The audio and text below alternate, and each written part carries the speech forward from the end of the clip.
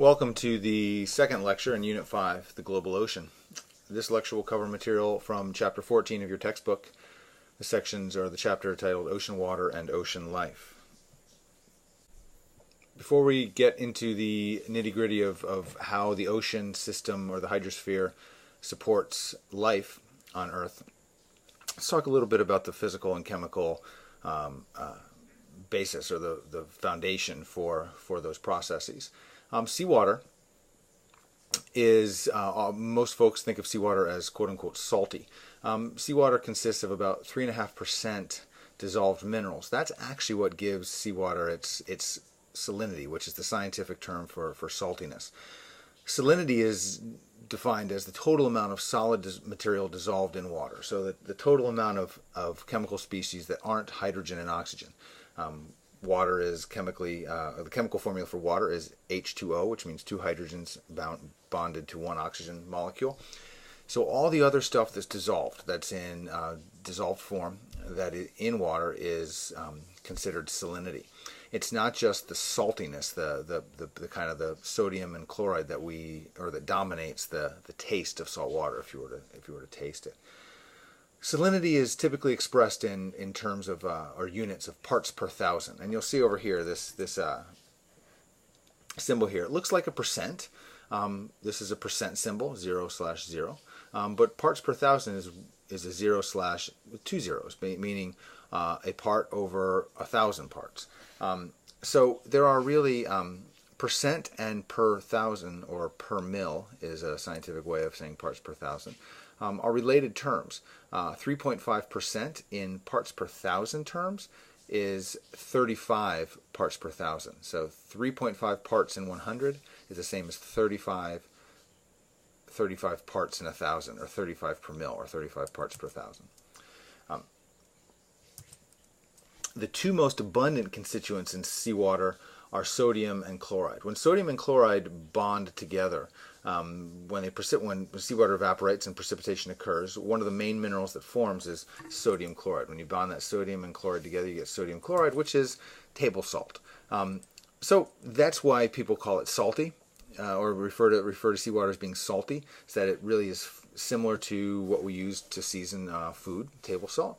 However, what you've got to keep in mind is that the saltiness of seawater and the saltiness of your table salt, if it's sea salt, really is primarily composed of sodium and chloride, sodium and chlorine as the sodium chloride molecule, but there's lots of other minor elements. There's magnesium, calcium, 1%, potassium, and some very, very minor, or what are considered trace elements, strontium, bromine, carbon, barium, manganese, aluminum.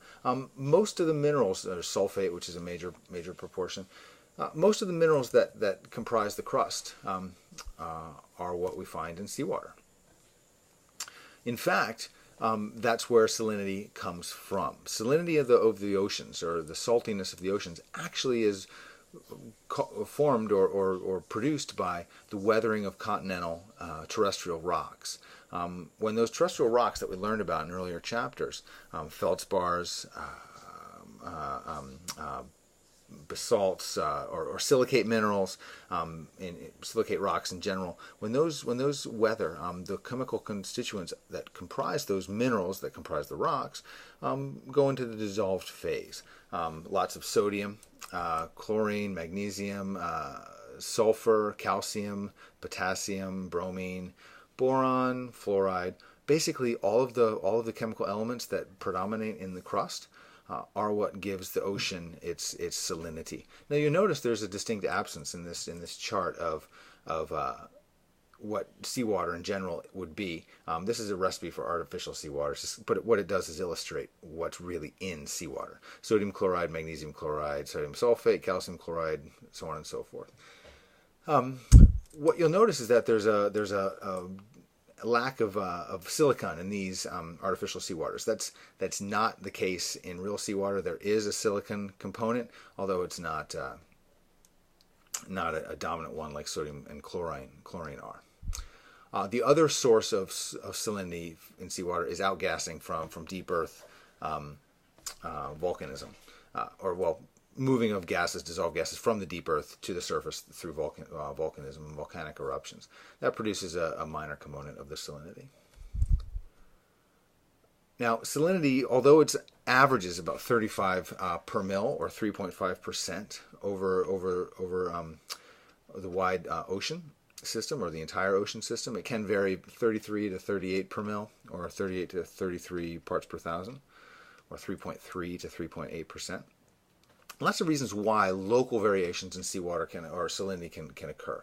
A decrease in salinity, basically the addition of water or the removal of the components that make up salinity, but really the addition of pure water is what really drives it.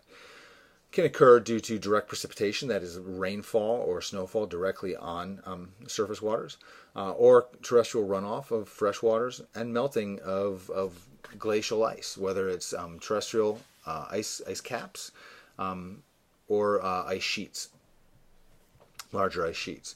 Now, an increase in salinity, that is the removal of water relative to the amount of solids that are in there, can occur also locally.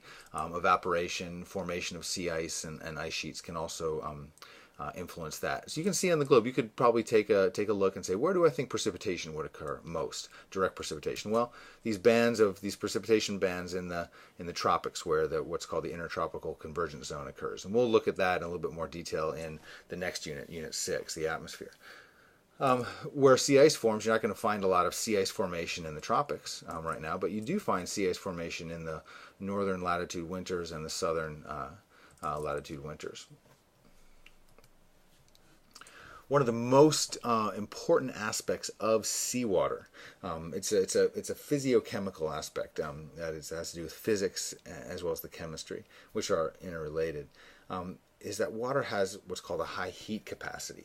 Water is a really, really unusual and fascinating molecule in a lot of ways. And one of its kind of unique properties is its ability to hold, basically act as a sponge for heat energy.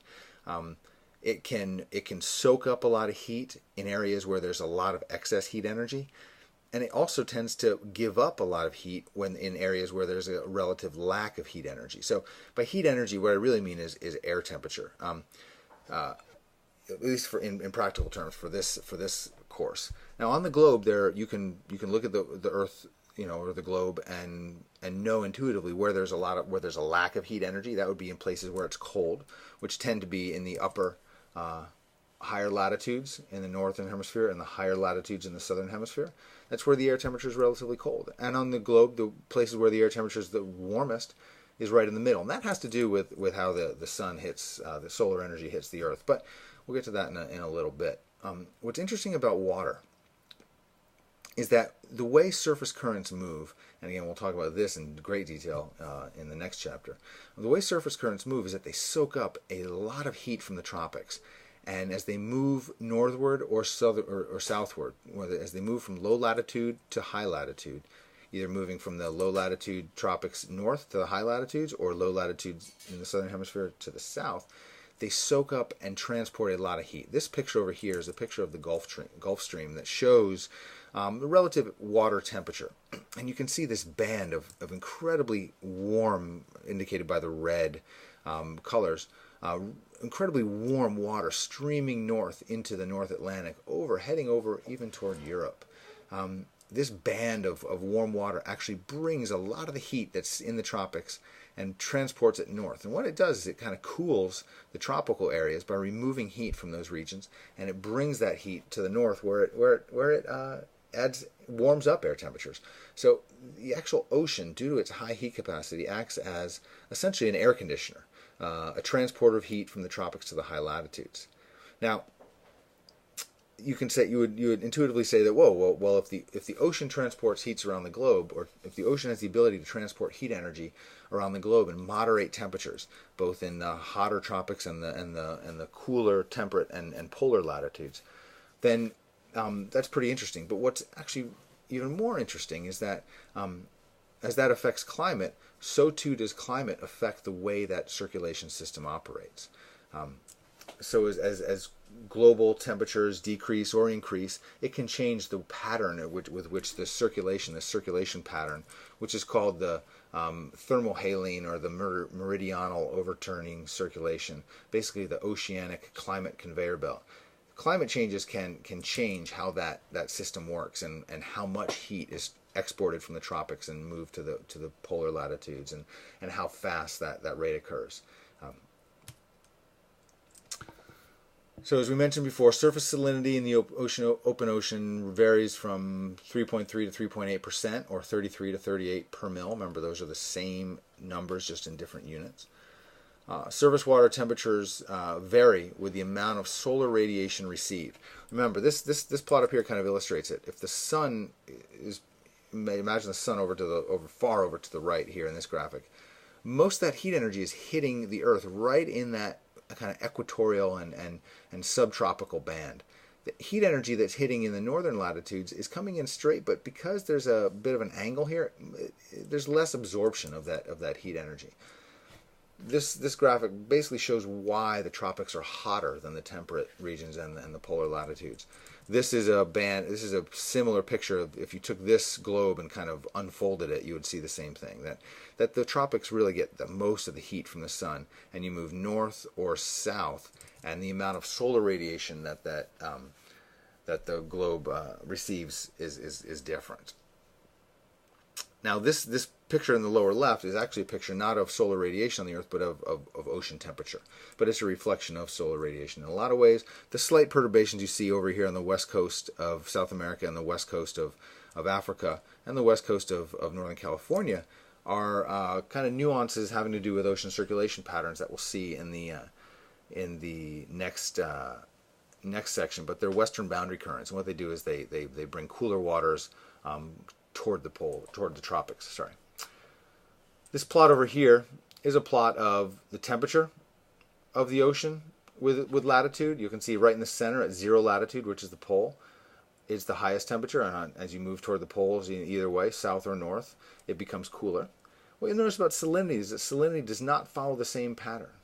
Salinity is a bimodal distribution where the greatest salinities, that is the least amount of water for the dissolved solids that are present, are in the kind of the 20 degree band, the 20 to 30 degree bands in the south.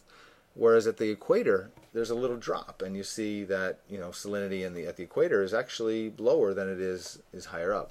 Now, if evaporation were the only ingredient or the only force controlling salinity, you would expect tropical evaporation to be the greatest, and you would expect tropical or 0 degree latitude salinity to also be have the highest value. What do you think would actually cause a drop in the equatorial salinity? Remember, going back to what causes a change in salinity, a decrease in salinity is by adding water, precipitation, runoff, or melting. Let's go back here. So, if we had an increase in precipitation right in here relative to the temperate bands at 20 to 30 degrees latitude, or the subtropical bands, we could have a decrease in salinity, a lower salinity. And that's, in fact, if you look at a map of, global precipitation patterns, this is a map 1988 to 1996, annual average precipitation, you see this equatorial band of the highest precipitation. And you see kind of a relatively low band in the mid-latitudes here, in the 20 to 30 degrees. You kind of look in broad patterns. Then it increases again over here as you move higher into the temperate, the 40 to 60 degree latitudes north and south. Well, that's exactly what is causing this band. So I've rotated this plot. I've rotated this plot 90 degrees to fit right here to show the pattern. If you look at the temperature pattern here, it kind of mimics the cool to warm to cool pattern. And if you draw a line straight down through here, this salinity pattern kind of mimics it. So here we have a maximum salinity due to low precipitation and probably reasonably high evaporation. And then you have these bands of minimal salinity or a lower salinity due to high precipitation, going back up to a maximum salinity maximum where you have low precipitation and high evaporation.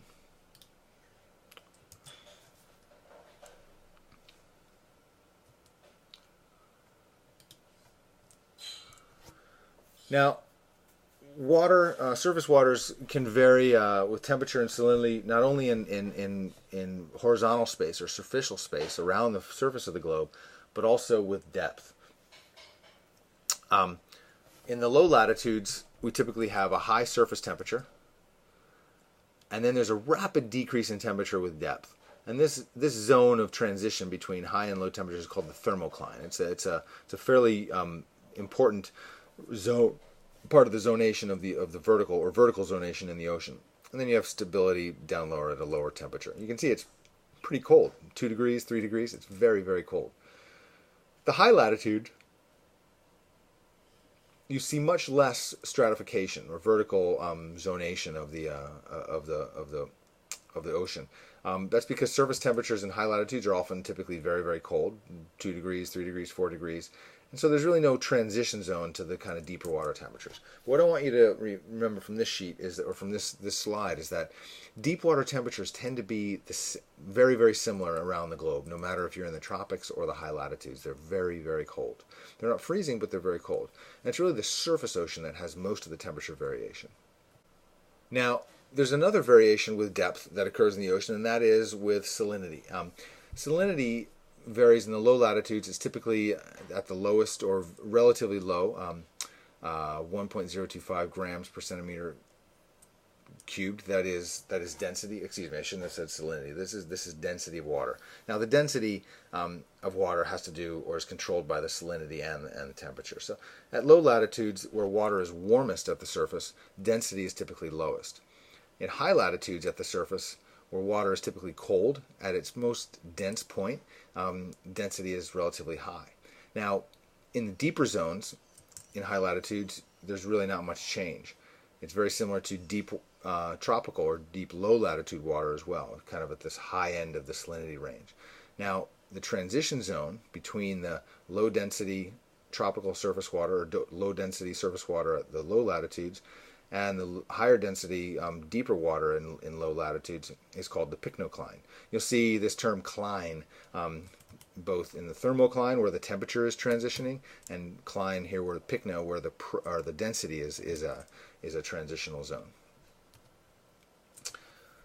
Ocean has layering that we've started to see with the thermal, or showing or illustrating what the thermocline and the pycnocline are. There's also something called the halocline, which is the transition of salinity itself. The halocline and the thermocline are temperature halocline, salinity, thermocline, temperature. Pycnocline is density, density being a product of both the temperature and density, temperature and salinity aspects of seawater is really controlled by those two. Ocean is layered according to density, which is determined by salinity and temperature. Scientists typically view it in broad terms as a three-layered structure, so having three distinct zones. There's the surface mixed zone, and mixed means it's kind of mixed with the atmosphere. There's a lot of gas exchange, relatively nutrient depleted due to a lot of biological activity, and it's relatively shallow, 300 meters. The mixed layer actually can vary quite a bit. It can be as small as 10 to 20 meters, or even deeper, depending on where you are in the ocean. But it is a important zone. And then there's the transition zone, which is the transition between the surface and the deeper zones. This transition zone is where the thermocline and the halocline, which is also where the pycnocline typically is. Those all typically coincide to some degree. Then we have the deep zone, where it's aphotic, meaning sunlight doesn't get down there. Temperatures are just a few degrees above freezing, 2 to 3 degrees C, and there's constant high density water, which we saw back in these plots. The surface mixed zone only comprises about 2% of ocean water, whereas the transition zone is 20%, and the deep zone, the deep water, comprises the vast majority of all ocean water. You can see how the level of that surface zone and the mixed zone really kind of change, or the thickness of those changes depending on where you are latitudinally on the globe. Those has to do with atmospheric circulation patterns and surface and deep water circulation patterns in the ocean. Now that we have the physical and chemical foundation for seawater, let's talk a little bit about how those impact life in the marine system. Scientists often break down or find it useful to divide the ocean system in a vertical fashion as it relates to biology by a few different characteristics. You can use the availability of light, the distance from shore, or the depth of the water to define different biological zones or marine life zones. When we're looking at the availability of light, or considering how much light is available for photosynthesis and underpinning of a food chain, food webs, there's the photic and the aphotic zone. And then the transition is called the euphotic, which is kind of partially lit. The photic zone is the surface water where sunlight easily penetrates. Photosynthesis can occur unhindered. Moving further deeper, the euphotic zone has enough light to support photosynthesis, but you're getting into kind of transitional quality, and it's transitioning slowly into the aphotic zone where there is no sunlight.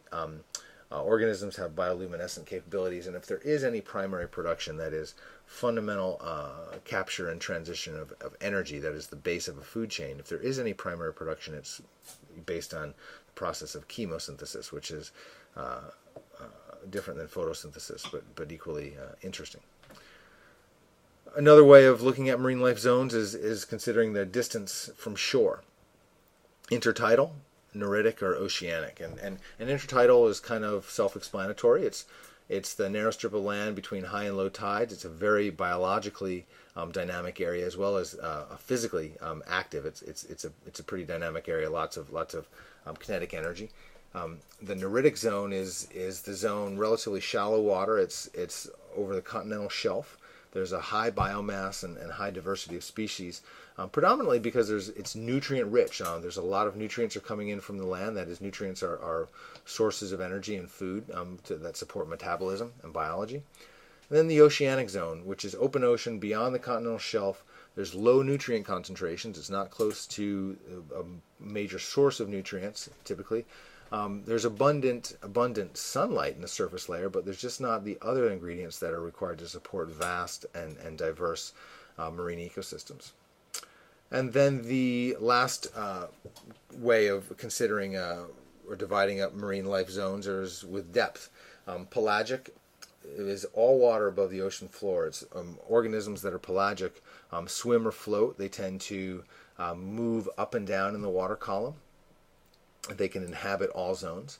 Then there are benthic communities, which live on the bottom of the ocean floor. They attach or burrow into or crawl on the sea floor. And then there's the abyssal zone, which is a subdivision of the benthic or benthos, and that is deep ocean bottoms, dark, very cold, high pressure, usually entrenched regimes, and really kind of extreme environments.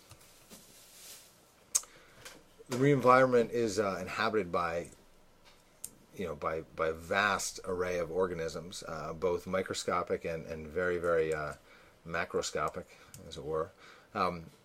Most organisms live within the sunlit surface zone because in the photic zone, photosynthesis occurs, and photosynthesis really forms the foundation of all food web and food chains. That is, something has to exist for other organisms to eat in order for those organisms to survive. And luckily, plants have this amazing ability to capture energy from the sun and use nutrients around them, carbon dioxide, as well as trace elements like like iron and copper and manganese, as well as carbon and nitrogen to basically create biomass, to take that sunlight energy from the sun and convert it into carbohydrates, which are sugars, which essentially form the basis of all food on Earth.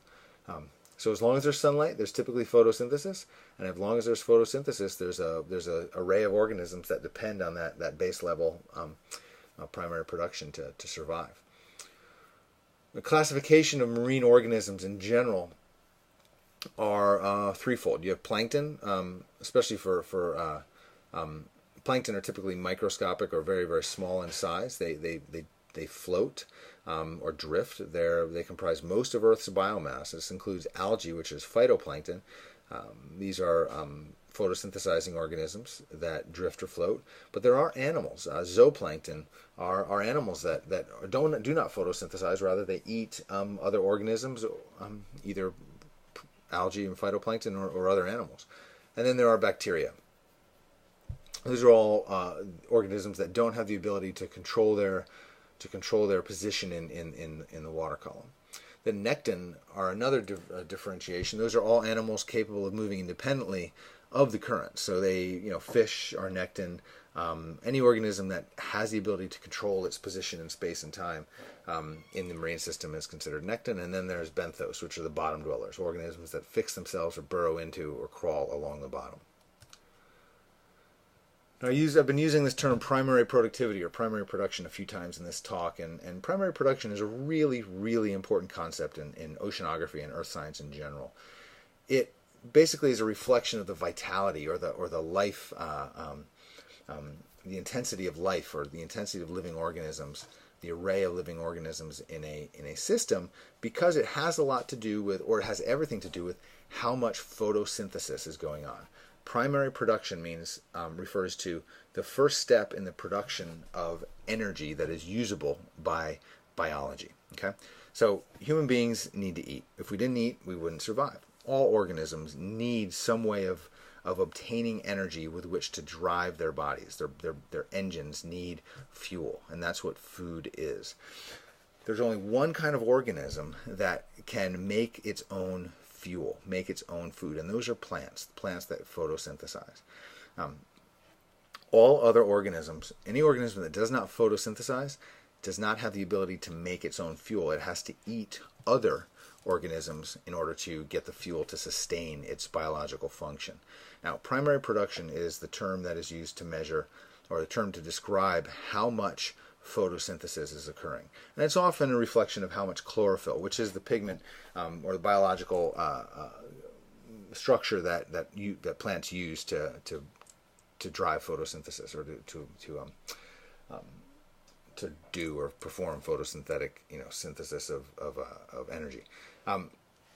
So the measurements of chlorophyll around the globe really reflect how much photosynthesis is going on, how much primary production is happening, and therefore the vitality or what the kind of the intensity of the ecosystem is.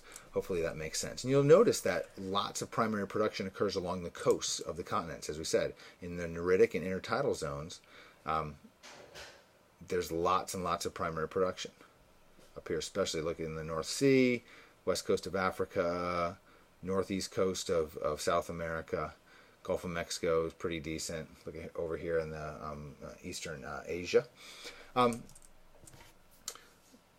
So the quantity of carbon fixed by organism through the synthesis of organic matter and then the conversion of that into biological energy is what is defined, is what primary productivity is. It's controlled by the availability of nutrients, which often coincide with or happen in coastal zones or in upwelling zones, especially in the polar oceans. You'll notice out here in the middle of the North Atlantic, there's actually a fairly decent primary production signal. And same out here in the upper North Pacific.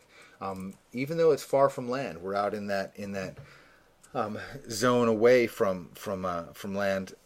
It still is a reasonable production signal, and that's due to nutrient availability. Remember, we discussed that that the forces that control life or that control the vitality of life in the open ocean are nutrient availability as well as sunlight. And when you're in that oceanic environment as opposed to the coastal and neritic environment, even though there's not a lot of nutrients typically, and you can see that for sure out here with the productivity signals in the South Pacific, South Atlantic, mid-latitude Atlantic and middle and south latitude Indian Ocean, there are places where that is or it does occur. Main oceanic producers are marine algae and plants, bacteria, and archaea, which is archaea are a separate kingdom of life that are bacteria-like, but there's some significant differences. Productivity in polar oceans where there's low solar energy. When we think back to that plot or that graphic that showed how the sun's solar energy impacts the Earth, it's relatively low in the polar oceans. So low solar energy limits photosynthetic productivity, but productivity is due to nutrient upwelling is relatively high. Productivity in the tropical oceans are low in the open ocean, and because the thermocline, which prevents deep ocean nutrients from mixing up into that surface layer, it eliminates the supply of nutrients from deep waters below. Productivity in temperate oceans, on the other hand, these kind of mid-latitude. Temperate is this kind of middle zone in here. And that middle zone in here. Temperate oceans have low productivity in the winter when solar radiation is low, days are short and sun angles are low.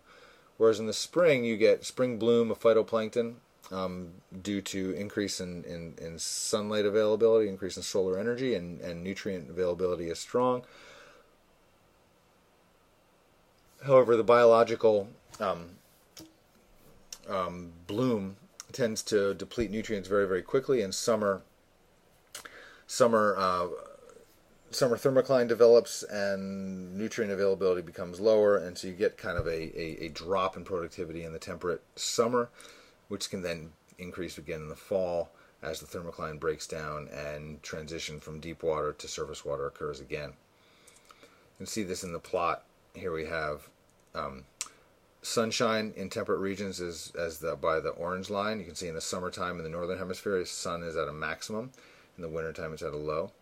Nutrient availability is shown by this red line. Nutrients are high in the winter because there's no organisms that are really living to chew it up. Well, there's very, very few organisms are consuming the nutrients that are available because sunlight is low. And as you kind of move down into the summer, as organisms are consuming those nutrients, nutrient levels go low. But then as nutrients as organisms start to kind of fade, nutrients increase again. Phytoplankton blooms quickly in the spring, drops off rapidly, and you get a little mini bloom in the fall. And zooplankton, which consume phytoplankton, so zooplankton depend on availability of phytoplankton as a food source. You can see is when those phytoplankton bloom, the zooplankton is starting to really, really increase, and then they taper off as that phytoplankton crash occurs, and they get a little mini bloom. You can see how those basically systems work in conjunction. Now, trophic levels are an important concept in marine biology and biological oceanography. Trophic levels describe where an organism, basically where it exists in the grand loop or the grand system or the grand cycle of feeding relationships. Now, chemical energy is stored in the mass of any organism. Primarily, well, in terms of primary productivity, lots of chemical energy from the sun and the marine compounds that exist in marine chemistry are stored in the mass of ocean algae. Those compounds or that energy is transferred to the animal community through feeding. Okay, so phytoplankton, which fixes lots and lots of energy from the sun and converts it into usable carbohydrate energy or sugar energy, is consumed by zooplankton, again, small, drifting, floating organisms. We see 10,000 units. This plot actually shows the energy concentration and the transfer. So if we have 10,000 units of energy are converted into trophic level 1 biomass, we have 2% of that energy from the sun is converted into biomass. Then that is converted up as zooplankton consume the energy that is represented by the phytoplankton, or that is held in the phytoplankton zone. Zooplankton grab that and incorporate that energy, use much of it for living, for metabolism and locomotion, things like that. But some of that biomass or some of that energy is stored in their biomass. By the way, biomass means kind of the hard parts of an organism, not just the hard shell, but also like the muscles and the tissue, the stuff that makes an organism. That's what biomass is. So some of that energy is stored in the zooplankton biomass. Only about 10% of the energy taken in by that is stored, and that energy can get transferred up as larger organisms eat the zooplankton, and still larger organisms eat the organisms that ate the zooplankton, and still larger organisms, if we're lucky, catch those big fish and eat those. And so for every 500,000 units of radiant energy received, what can transfer up 5 or 6 trophic levels into the human or apex kind of predator zone, is about 1 unit. There's an incredible loss of energy due to basically just living, expending energy to survive. But each feeding stage in this relationship is called the trophic levels, and the transfer of energy between trophic levels is generally inefficient, but nonetheless critically important. Now, there's a difference between food chains and food webs. Now, trophic position, where an organism kind of exists, trophic position is illustrated up here on this food web. Primary producers are the organisms that do primary production. They do photosynthesis. Organisms that eat primary producers are called primary consumers. Those are the organisms, the zooplankton, that eat. They're very, very small phytoplankton.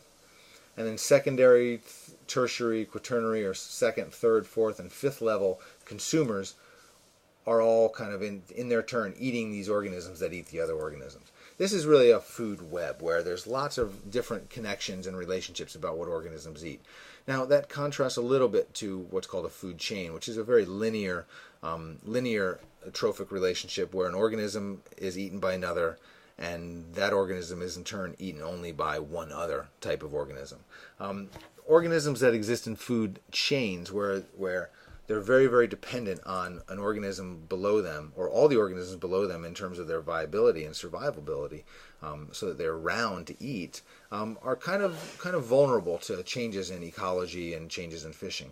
Whereas organisms like a North Sea herring, which has lots of food sources, it eats arrowworms, sand eels, copepods, tunicates, amphipods, etc., depends on diatoms and dinoflagellates, it has a lot less vulnerability to changes in one aspect. So let's say arrowworms were to all of a sudden be completely wiped out by some mysterious arrowworm disease. Well, this North Sea herring has a lot of other food pathways that it can survive on.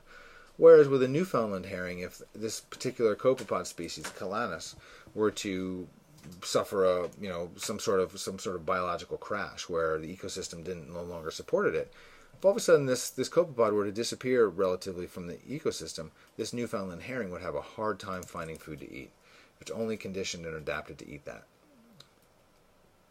So that's the end of chapter 14.